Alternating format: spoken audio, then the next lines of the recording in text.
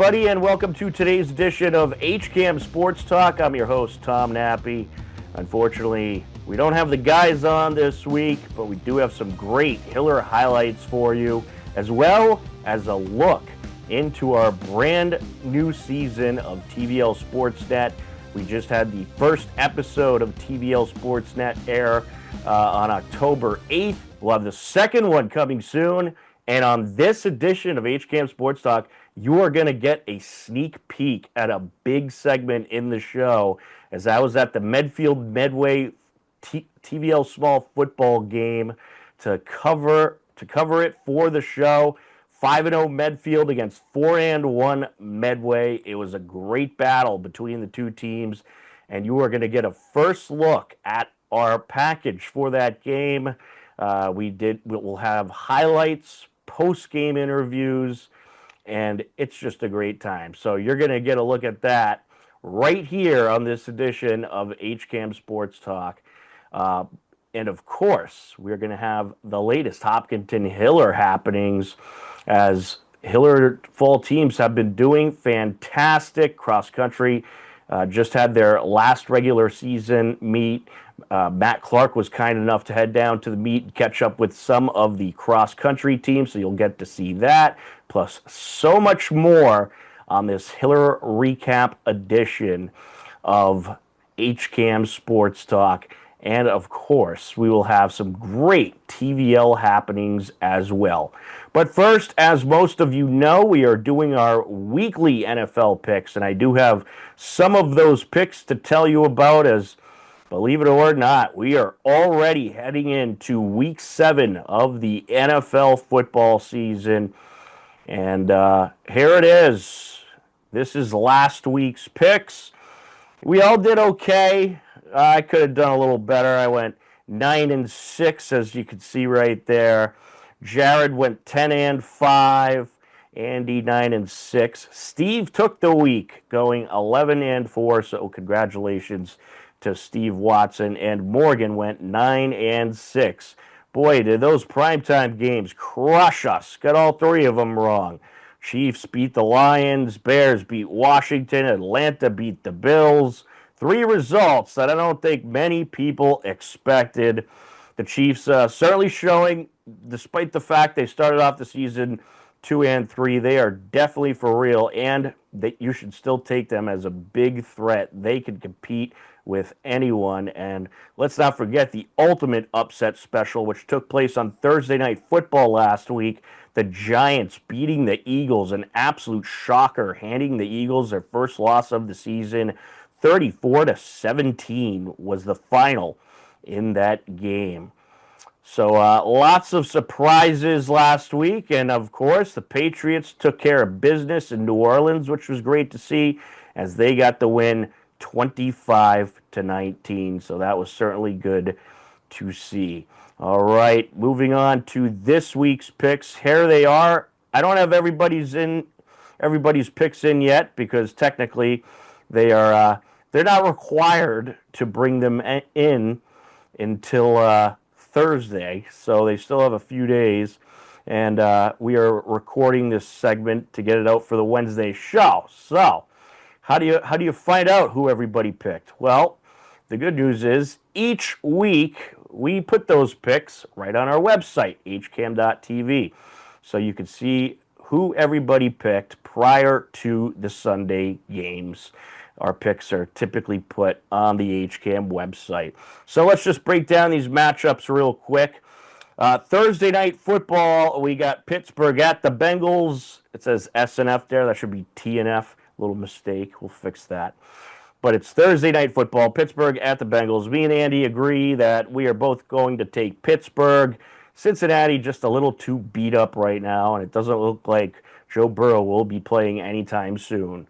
The Sunday morning game, I believe it's in London, Rams against the Jaguars. Despite the Jaguars showing some glimmers of being a competitive team, and I still think they are a competitive team, I think the Rams are getting hot. So, and Andy agrees. We're both going Rams in that one. Moving to the 1 o'clock games, New Orleans Saints at the Bears. This one could really go either way. Andy's got the Saints. I got the Bears. Bears look very good against Washington, so I don't see a reason they can't beat the Saints team. Miami Dolphins at the Cleveland Browns. I mean, the Dolphins got to win at some point, don't they? I think the Dolphins sneak one out here. The Browns' defense has been incredible. The problem with the Browns is their offense. They haven't been able to produce points, but their defense has been incredible. But I think Miami will sneak one out and finally get a well-needed win. And Andy disagrees, though. He's picking the Browns. So there you go on that one. Raiders at the Chiefs. Andy and I are both thinking Chiefs. Raiders, I don't even think they're going to be in the mix. They're just simply not good enough. And the Chiefs seem like they might be getting red hot again. That win against the Lions, that might be what they need to set themselves over the edge and get red hot once again. So we are both Chiefs. Eagles at the Vikings. I guess Andy's thinking that the Eagles are going to go through some hard times and lose 2 in a row. He picked the Vikings. I disagree. I'm picking the Eagles. I think after a very difficult loss to a division rival Giants, and they had extra days off since they played last Thursday, they'll be ready for this matchup. So I got Eagles taking the win in Minnesota. Panthers at the Jets. I don't think anyone on the show is going to pick the Jets. They're just horrible. Andy and I agree. We are both going Panthers. New England Patriots at the Tennessee Titans. We are both going Patriots. They are the real deal, baby. Patriots have now won, 3 in a row. So they are looking good. And guess what? They're now at the top of the AFC East after the Bills lost to Atlanta this past Sunday night. So Patriots, numero uno in the AFC East. And I think they'll get a win this week and stay at numero uno. Andy agrees. Moving to the 4 o'clock games. Giants at the Broncos. I'll tell you what. The Giants are for real. Those 2 rookies that they got in there, Jackson Dart and Cam Scatterbo, the running back, they're for real. They finally have found something in New York Giant land. So I think the Dart-Scatterbo combination is going to be tough to deal with, and I think they pull off another shocker, and they go into a very difficult place to play over in Denver, and they pull off a miraculous win against the Broncos. Denver is also a team that has had trouble getting their offense going, but a fantastic defense. But I'm going to take the Giants in a low-scoring affair. I'm going to say like 19-16 kind of game. Andy has the Broncos. This matchup could certainly go either way. Colts at the Chargers, another matchup that could go either way. I think the Chargers, they've had some difficult losses lately. They're back at home. I think they'll hop back in the win column at home and get a close win over what has been a very good Colts team. Andy disagrees. He's going Colts. Green Bay Packers at the Arizona Cardinals. Andy and I are both going with Green Bay. Arizona just has nothing good going for them. So Green Bay across the board there. And then you got Washington Commanders at Dallas. Dallas, another team with nothing good going. After a tough loss for Washington last week, they'll climb in the win column this week and beat Dallas. Andy agrees. Sunday Night Football, Atlanta Falcons against the San Francisco 49ers. 49ers across the board. Although, don't take Atlanta lightly. I think they showed with that win over Buffalo, they are the real deal. And sometimes, they could be a little unpredictable. I still think they're going to have a really bad games here and there. They're a little bipolar.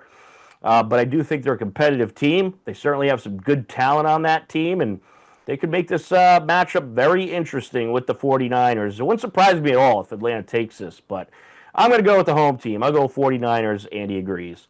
There's 2 Monday Night Football games this week. In the first one, you got the Bucs at the Lions. What a battle this is going to be. Jared Goff against Baker Mayfield. This is going to be an absolute battle. But I think the Lions are so beat up on defense, Baker Mayfield is going to take advantage of that, and the Bucs are going to pull off a miraculous win against the Lions. And Andy agrees. And boy, is that Lions defense beat up. They're missing like 9 starters on their defense. So I think Baker Mayfield is a guy that can definitely exploit that and help the Bucs pull off a miraculous win over the Detroit Lions. Second Monday Night Football game, Houston Texans at Seattle. We are torn on this one, and I don't know what's going to happen in this game. These two teams a little unpredictable. Seattle sometimes looks really good, sometimes not. Texans, same way. I'm going Seattle. They play usually good at home. In fact, this year they've been better on the road, but I'll take them to get a home win here. And Andy's going to take the Houston Texans. So there you have it, our Week 7 NFL picks. And you'll be able to see all picks from all 5 guys on the show on our website, hcam.tv. And you'll be able to see that before the Sunday games start. So I want to thank you for joining me for this segment while we brought you the Week 7 picks. And now we have some of the latest Hopkinton Hiller happenings, highlights, interviews, all kinds of great stuff coming your way, and a sneak peek into TVL Sportsnet as well. We'll get you caught up with some of the latest happenings across the Tri-Valley League. You are tuned in to HCAM Sports Talk. On Monday, October 6th, Hiller Girls Volleyball hosted Dedham and raised money to fight cancer with their annual Dig Pink game. Steve Sweetapple and Matt Clancy on the call. Dig Pink event as part of the Side Out Foundation, raising money for breast cancer awareness, actually cancer awareness all around. And last year they raised a little over $6,700, which was a record for the event. And Coach Sweetapple is hoping to break that tonight.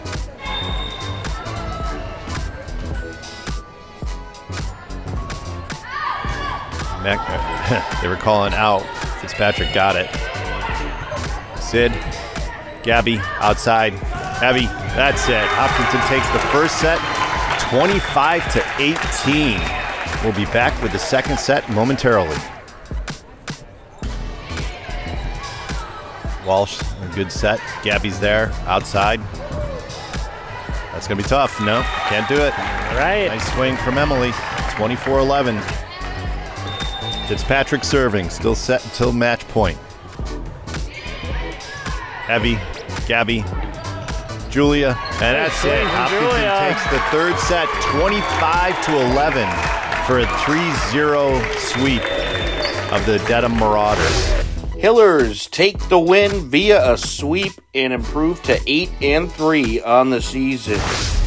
On Tuesday, October 7th, Hiller Boys Soccer hosted Dover Sherborne.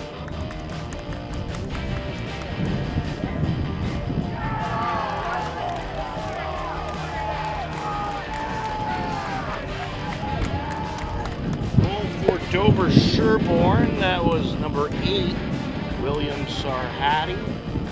And that score comes at 22:53 left to go in the first half.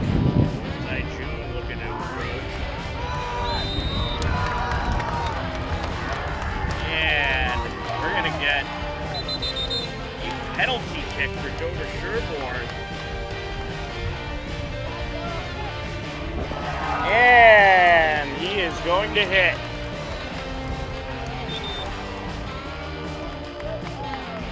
Score on the penalty kick for Dover Sherborne. That was Austin Keating. Dover Sherborne captured the 2-0 win over the Hillers.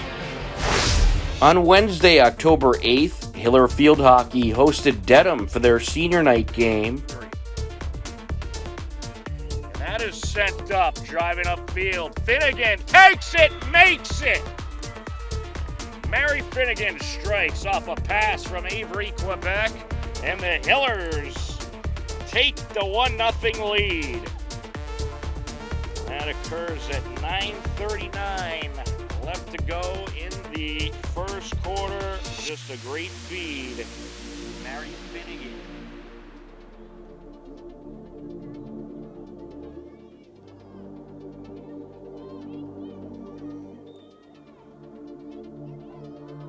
sends it in. Top of the shooter area, into the box, out in front. Great passing and a great shot to cap it off. 3 tremendous passes there, and the finisher put in by Abby Burke.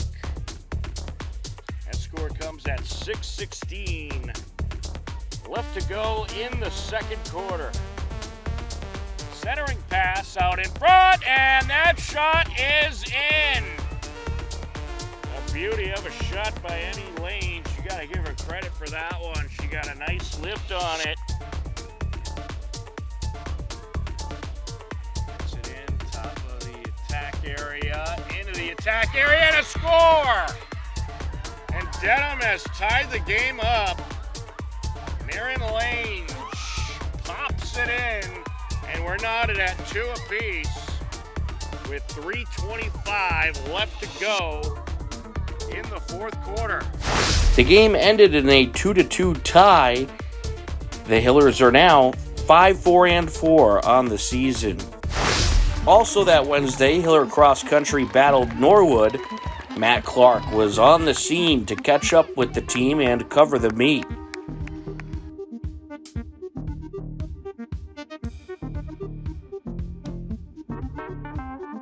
Hopkinton Boys Cross Country improved to 5-0 with a 15-50 win. The Hiller Girls Cross Country team improved to 3-2 with a 21-40 win.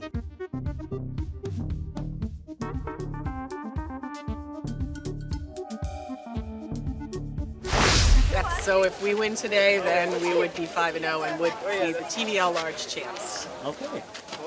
Can you talk about the team this year and how the season has gone? Sure. We have a great group of senior captains this year. We have 51 boys on the team. They have worked really hard over the summer and came into the season ready to go. So it's been a great season so far. And can you tell us about your captains this year?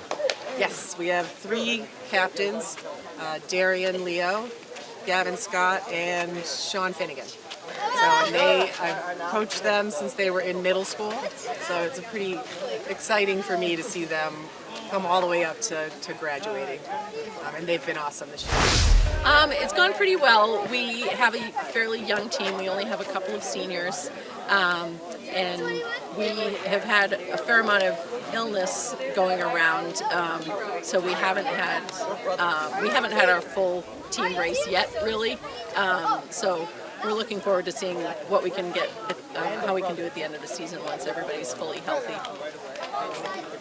Okay, thank you. You mentioned that it's a bit of a younger team this year with a lot of seniors graduating last year. How has this team worked together throughout the season? They've been doing well, I think, figuring things out, figuring out what the packs are. We have an especially strong group of juniors who have been doing a great job sticking together and encouraging each other. So I think the future looks bright, and I think we'll be strong by the end of the season too. Okay, can you tell us about your captains and leadership this season? Sure. We have 2 seniors and a junior. The seniors are Megan Gabulis and Chloe Tumbleton.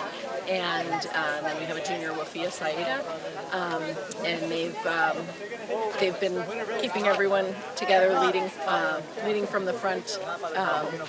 Megan has had a few health issues. She raced for the first time last week, and then she's getting ready to run full strength soon. We've been holding her back a little bit.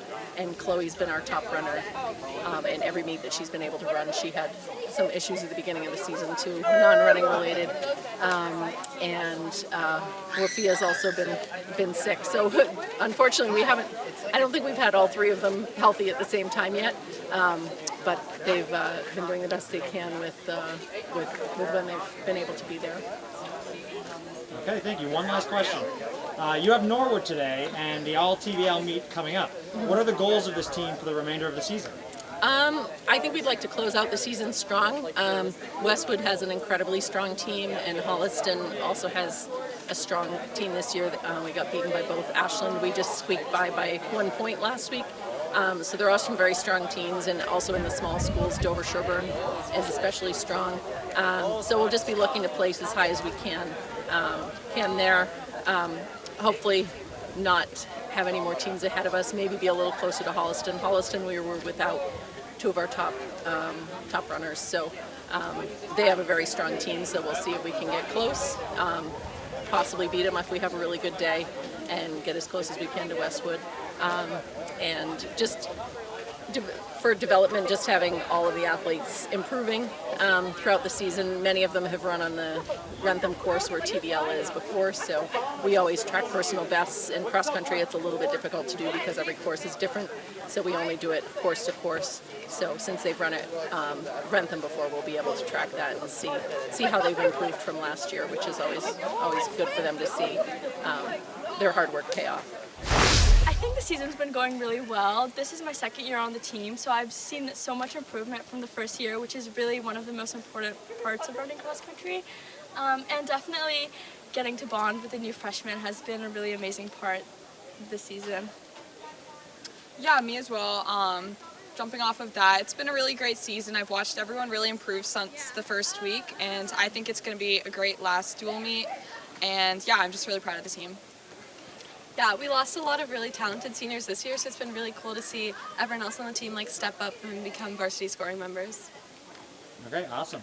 Do you have any goals or anything you would personally like to achieve, or anything you want to see this team achieve this season? Just to have a fun season. Last season of cross country is mainly my goal. Yeah, I think a goal every year of us is to make it to the all-state meet at the end of the season, so that'll be a good opportunity for the team to try at the state meet this year.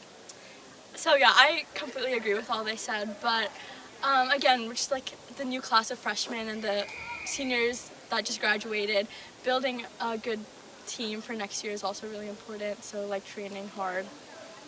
Okay, thank you. And one last question. Do you have a favorite memory from this season so far? Yeah, I would definitely say the Spaggers have been super fun. They've been a great way to get to know the team outside of practice. So I don't have a specific Spagger, but that's definitely one of my favorite events we've had. 1 second, what's a Spagger? Oh, so before we meet, we'll have a spaghetti dinner at someone's house, just to get carbs for our meet and energy. Yeah, yep. Super fun. Yeah, I think a lot of the team bonding events are really important for the team, energy and just getting to know each other, and including that is the community harvest that we do every year, where we volunteer and we help to harvest vegetables for the community, basically.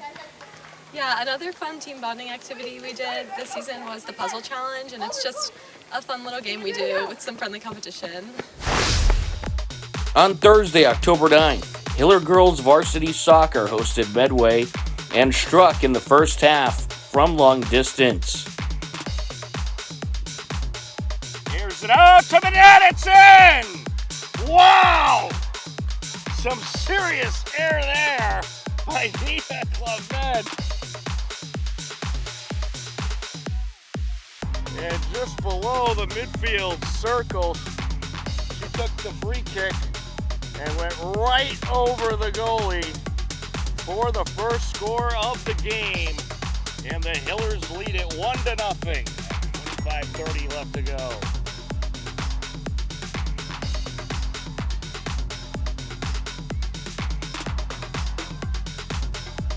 Sent flying.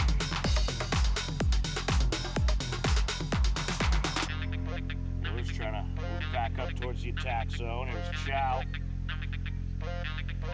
Allie Prisco now. Approaching, takes it. Oh, it's in! Off the keeper's hand, and in it goes. Natalie Prisco strikes at 3:46 left to go in the first half. Just a beauty of a shot. Hopkinton holds on for the 2-1 win and improves to 9-1 on the season. On Monday, September 29th, Hiller Girls Volleyball hosted Westboro. Matt Clancy on the call. Kaylin handles that one. Gabby tracks it down. Back set for Addie, who just punches it over. Tulio handled that one. Punched over.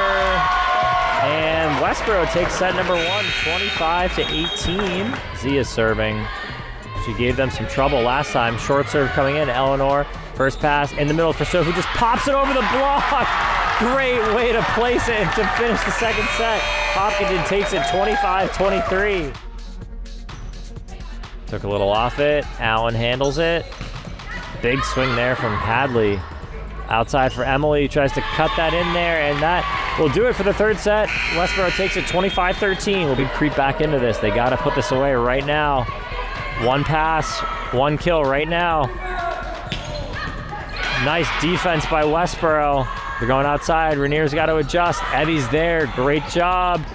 Outside for Emily. Takes another swing in it. DeTulli has trouble. O'Reilly's got to hit it over to Rainier, who hits a roll shot.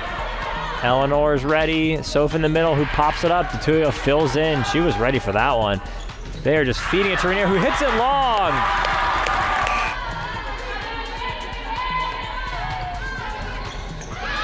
It's up. Evie going outside. Addie just has to roll it in. Set outside for Rainier. Big swing. Evie's there. Gabby outside for Emily. Hadley's there. Quick dump over, and that's going to end it. Westboro took the win over Hopkinton in the fifth set, 3-2. Hillers fall to 7-2 on the season. Westboro improves to 9-1. On Tuesday, September 30th, Hopkinton Hillers Unified Basketball hosted Natick.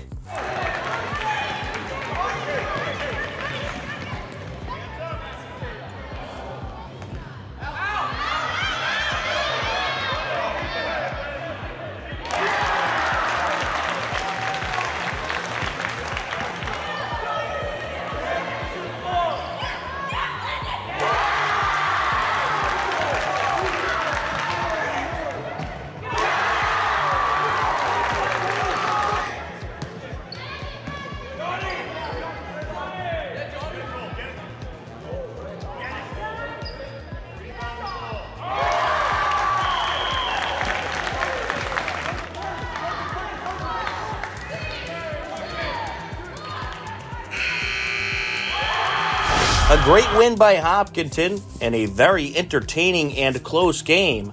Congratulations to the athletes on a great effort.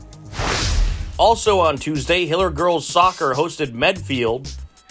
There's Weefer. Gets it over the far side. The cross out in front. A shot and it's in, and Medfield strikes first. A beauty of a cross to Emily Hoffman, and Medfield scores the first goal of the season on this Hiller team at 14:21 left to go in the first half. It is Grandinetti. Looking for the boot from the corner. And there's a shot and deflected out in front of the net, and it's popped in by Devin Weefer. The sophomore scores the second goal of the day for Medfield at 10:20 left to go. Medfield led 2-0 into the halftime break. At the very least, would certainly love to get that 0 off the scoreboard, but here comes Medfield. Charging into the box, across there, out on top, a shot, and it's in. Liz George with a beauty of a pass to Devon Wafer, who finds the net. At 5:26 left to go. The Medfield Warriors hand the Hillers their first loss of the season as they take it 3-0. Hopkinton falls to 7-1 overall. On Wednesday, October 1st, Hiller Field Hockey hosted Dover Sherborne. Sender is Mary Finnegan, gets it in.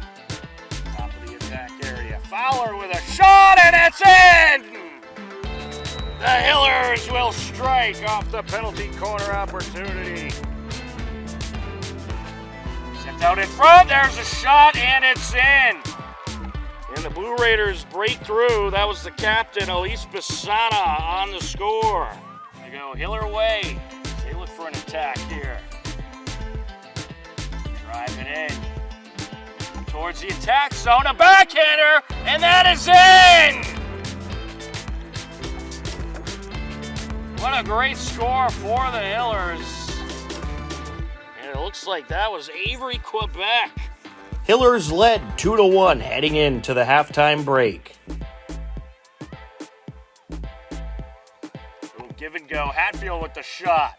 And Curtin trying to pin it, but it's popped in. And I believe that was Sophia Wickman who was able to put it in.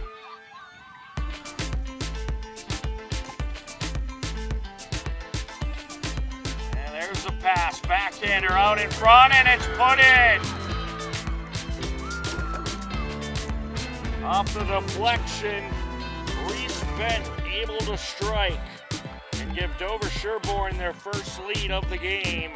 Dover Sherborne claimed the lead in the third quarter and had a 3-2 lead heading into the fourth.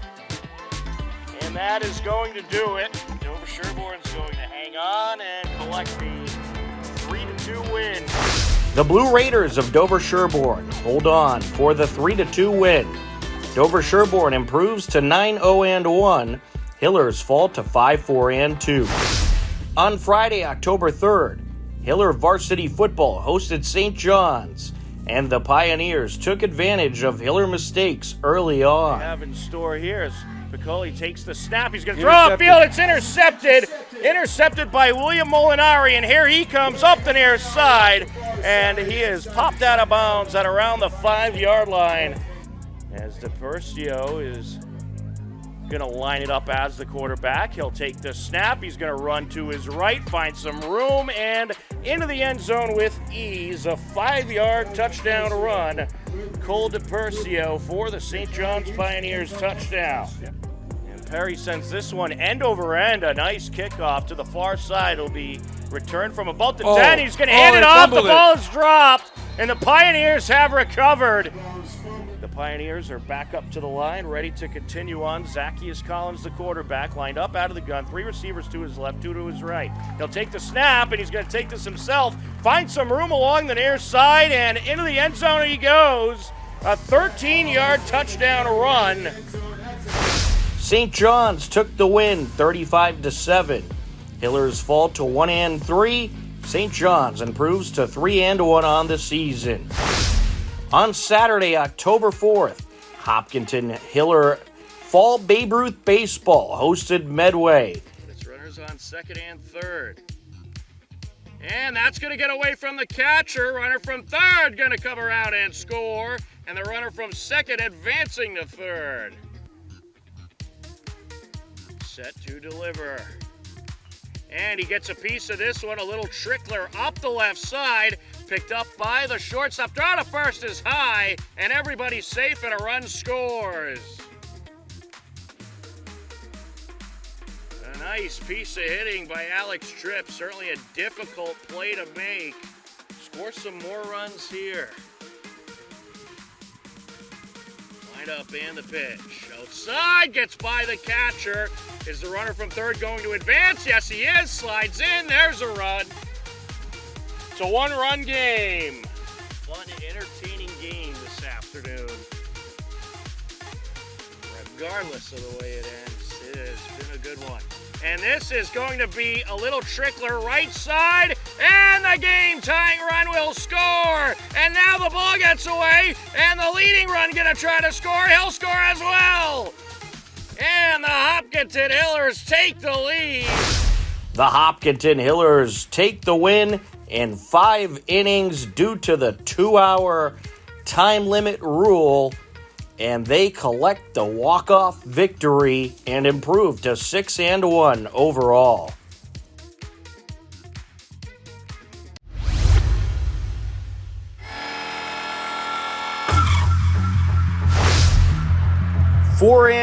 Medfield football hosted 3-1 Medway in their first divisional game of the season. The stands were packed, lots of media in the house for the big showdown, and the game did not disappoint. A defensive battle in the first quarter, and the game would remain scoreless heading to the second quarter, but Medfield went into the second frame on a drive into Medway territory.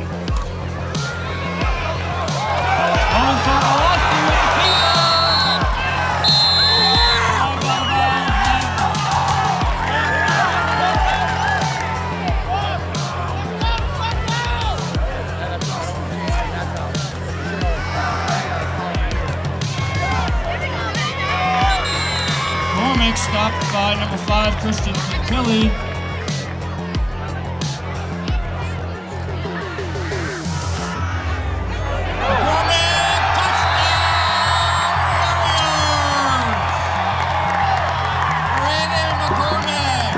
Medfield caps off a lengthy drive with a 12-yard touchdown run by Brady McCormack. The extra point made it a 7-0 game with 7:05 left in the second quarter.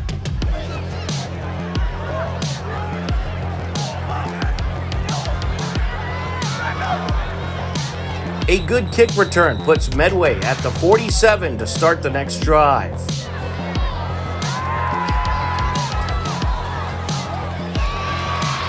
Pass is complete. Jacob White with the catch. On the right sideline, good for a Medway first down. A Jacob White reception moves Medway to the Warriors' 40-yard line.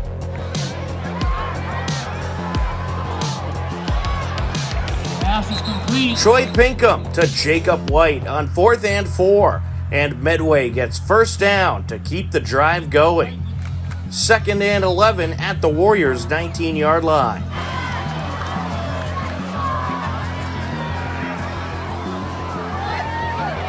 Touchdown, Mustangs! Pass caught by Jack Hefner, number 10. Troy Pinkham connects with Jack Hefner for a 19-yard touchdown with under a minute left in the second quarter. It's a 7-7 game.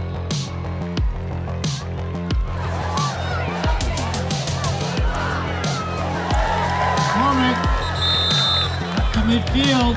It'll be a first down Medfield. On the following drive, Medfield drove into Medway territory quickly. McCormick fumbling for another first down. And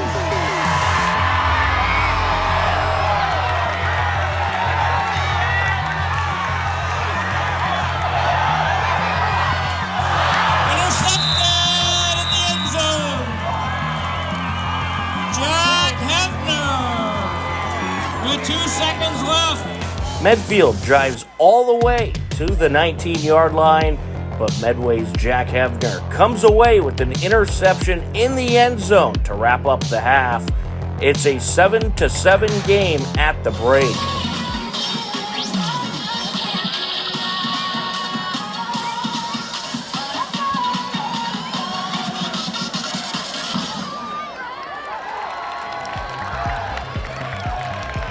Second half underway. Medfield starts with the ball.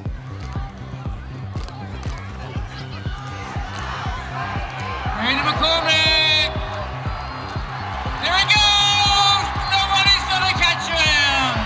Touchdown, Medfield. Brady McCormack breaks through for a 50-yard touchdown run, and Medfield leads Medway 14-7 at 10:20 left in the third quarter. Theo Benson's kick is good.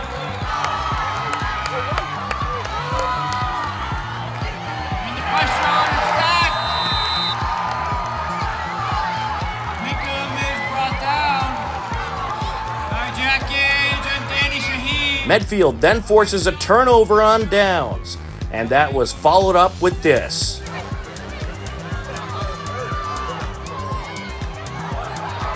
he goes again. I don't think they'll catch him. 65 yards in one play. Brady McCormack strikes again, this time breaking free for a 65-yard touchdown run. The extra point was blocked, and Medfield had a 20-7 lead at 4:03 left in the third quarter. Medfield forces a Medway punt, and a good return by McCormack gives the Warriors the ball in Medway territory. And he's off, and he's ridden out of bounds.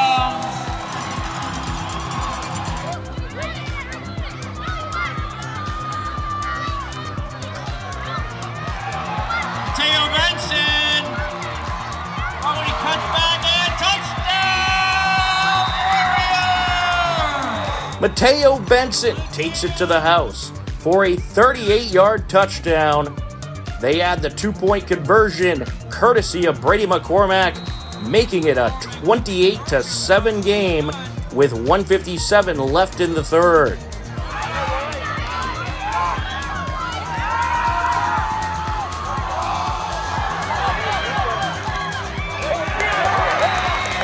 Time of the play, it'll be pass interference on Medfield.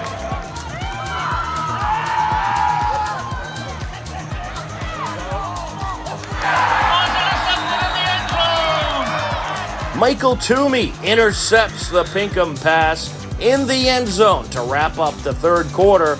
Medfield leading 28-7 heading into the fourth. After Medfield forces another turnover on downs, the Warriors' run game gets going yet again.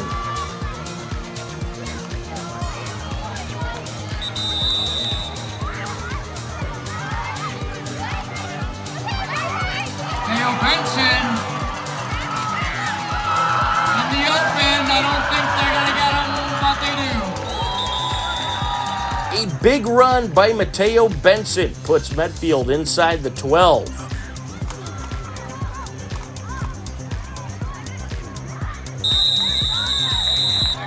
Touchdown, Medfield. Brady McCormack. Brady McCormack has yet another touchdown run from about 3 yards out. The extra point fake attempt was no good, and it's a 34-7 Medfield lead.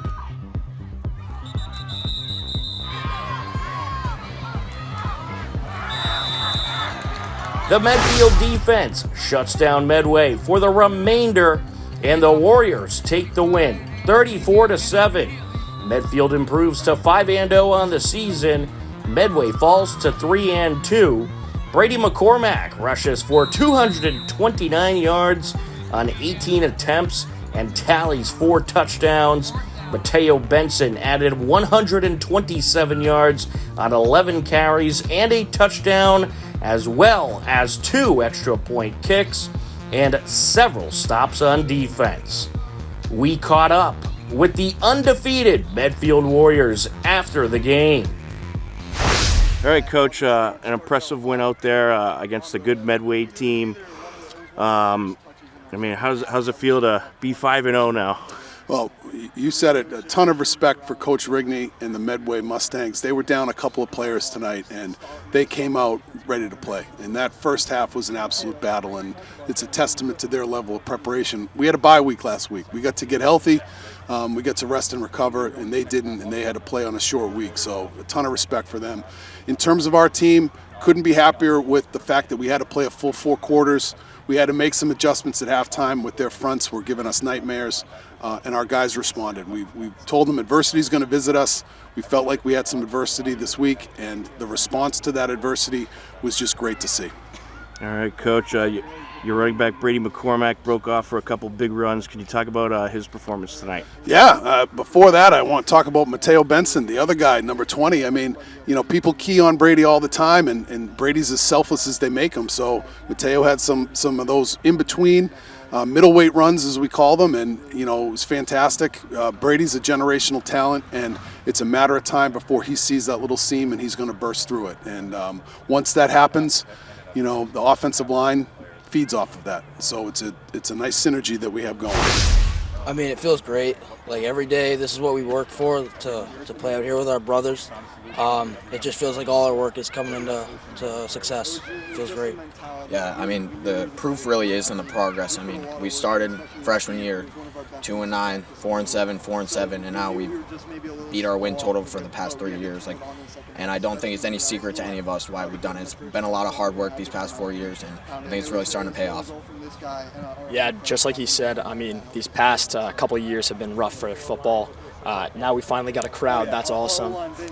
Practice has been a grind, and I think it shows up on the football field on Friday night. That's all I'm going to say. Absolutely. So what's the ultimate team goal this year, and how's it been playing with this group? Really just to go as far as we can, keep winning games. We get in the playoffs. Who knows how far we're going to go. But we're just trying to take it one game at a time and just go from there. yeah, obviously take it one game at a time, but I think every team's goal at the end of the day is to go play at Gillette. And I think that's definitely been a goal of ours, and it would be surreal to go play on the Patriots' home turf. My goal right now is to get all of our heads screwed on tight. We've still got to focus on the next game. We're not looking too far ahead. I mean, we got to keep showing up to practice, keep grinding, because if we stop doing that, we're not going to have any more wins. We're going to lose and we're going to ruin this season. But right now we're off to a great start, and I hope it keeps happening. Yeah, the 7-7 in the second half was obviously a little bit brutal, but we turned it around, and we just knew we had to keep it rolling. I mean, it was a great home crowd. There was a lot of energy. And all those kids, we really try and do it for our town. It's not just us or the team or anything. It's really for our town. We've watched all these games. We played here forever, so. Yeah. Going into this game, like Coach was telling us, this will probably be the hardest opponent we would face yet. And, you know, there's some good players on that line, number 32, good linebacker, number 3, great receiver, as you saw. And, you know, we just had to stop him, and we did great. And everyone collaborated, did great. And it's just a great team effort, honestly, you know. And Brady, you had that big 50-yard run and the 65-yard run. What do you give credit to for being able to break off those big runs? Definitely this guy right here and the line. I mean, our line is just, it's a well-oiled machine, you know. All the boys, they know what they're doing. They get their blocks. I mean, it's just great running behind those guys. And Mateo, you had some great runs as well. How'd it feel to be able to contribute as heavy as you did in the run game? It felt great, you know, Brady here obviously is a very good player, very fast, and he runs pretty good, but, you know, I do get my glory at times, you know, I do get to run the ball, I did score. So, but again, I got to hand it to him also, because if he's running the ball, I'm blocking. If I'm running the ball, he's blocking. So, just got to hand it to the linemen, my team. Team effort, yep. And phenomenal defensive performance tonight. Can you talk about your defense? Yeah, we are running a base defense, so we're it's just basically, you know, Coach came up to us at the game. He's like, that was all you guys. That was, you know, you guys did great. Yeah. Obviously, you know, we were having some problems, you know, with the passing game. Yeah. Number 3 was pretty good. Yeah. You know, I even tipped the ball at one point, and somehow they still caught it. Yeah. It's just all talk on defense. We all make sure we know what we're doing. We check with each other. We if somebody doesn't know what they're doing, we just make sure we remind them. We do all that, and that's just been a bigger part that helps us just keep consistent, you know, consistency.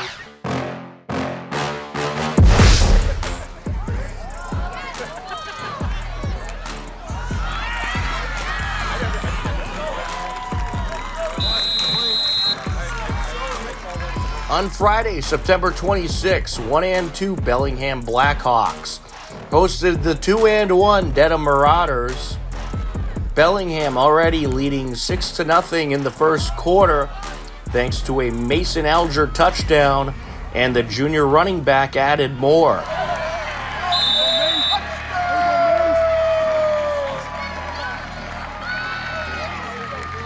A 23-yard touchdown and successful 2-point conversion made it 14-0 Bellingham. That score stayed until late in the second quarter.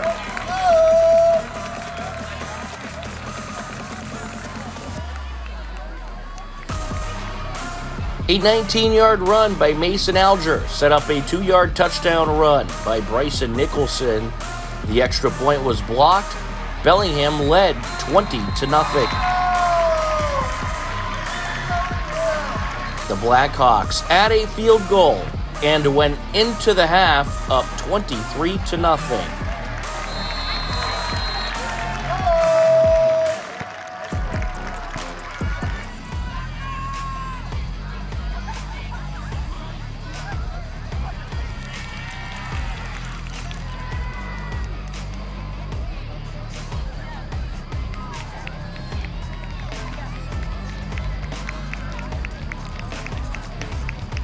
Third quarter, Bellingham's dominant run game continued.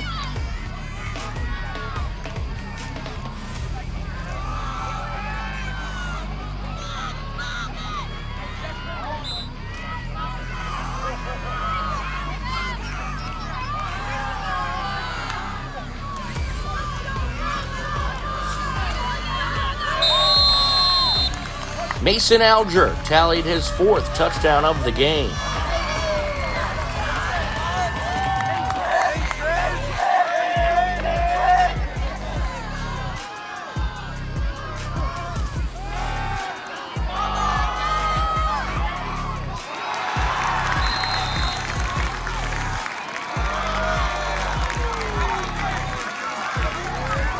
A J.J. Pacelli interception leads to this.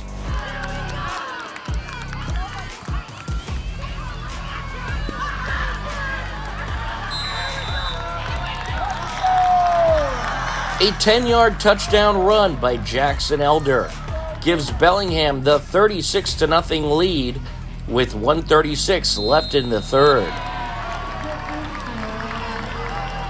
Bellingham kept the clock running in the fourth quarter.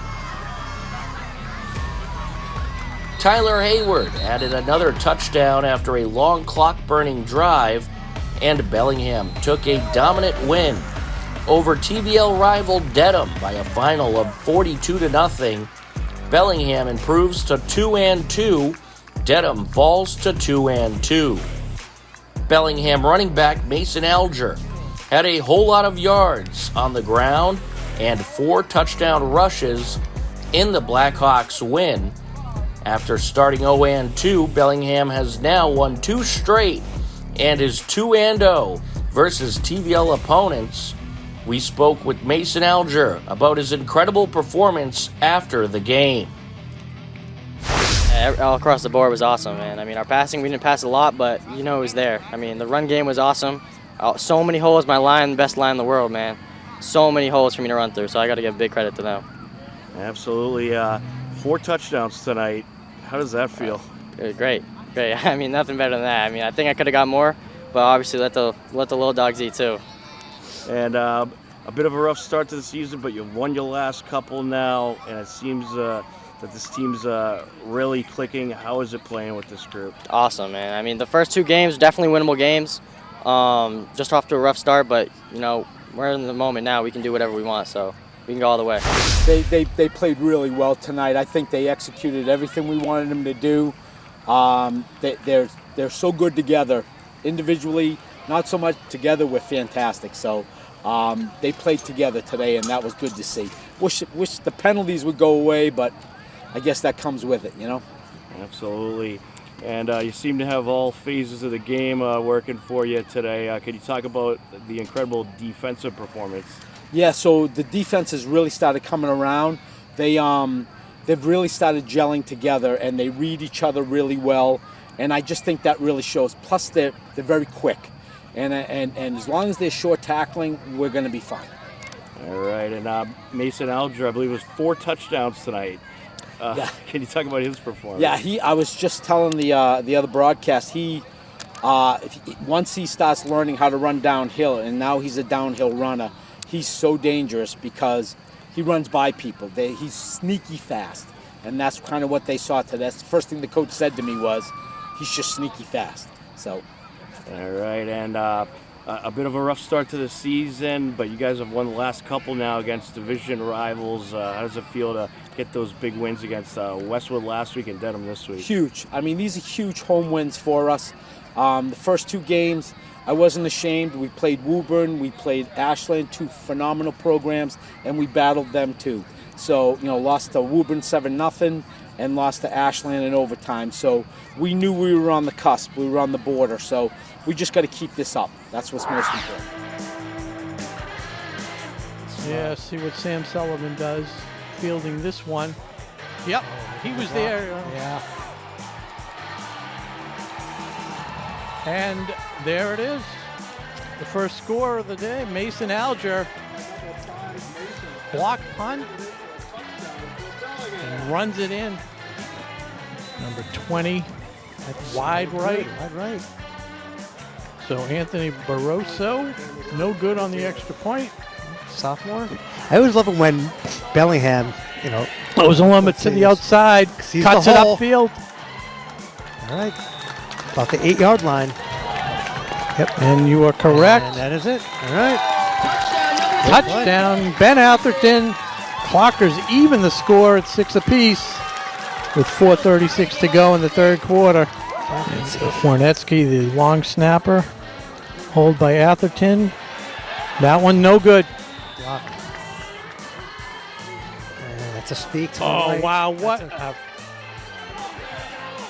And taking it to the end zone. That's the quarterback, Cam McGregor. Right last time. That one looks good. Good from here. Be good by number 20, Anthony Barroso. Gonna let Ozalumba try and beat him. Oh, yes! Play. What a catch. So his eyes were on that ball. And the D-back just couldn't defend it. Couldn't get back in time. What a catch. Bit of focus. Ozalumba following his blockers. And he's out. Wow, what a play. He's out of the pile into the end zone. All of the game. So here we are. Winetsky, hold by Atherton. Aaron Wolf. Ball's down. The kick. That's good. Is good. Yeah. At the distance. Yeah. Great kick. He's in motion to the right. Yep. Calorie. And here comes Rolls the out to looking for Calorie. Oh, picked off! What a play. And it's Lambert. Malachi Lambert with the interception. Wow. What a pick. Turning away the first overtime possession by Bellingham. Pitch to Ozalumba. He's got room. He's over the goal line and he's in. Touchdown. Clockers win. What a game. What a game. Kevin Ozalumba with his second touchdown of the game. Big hug for athletic director Kevin Anderson. That is awesome. That is awesome. Good for Kevin. Good. What a win. What a win for the Clockers. Great job. Great game.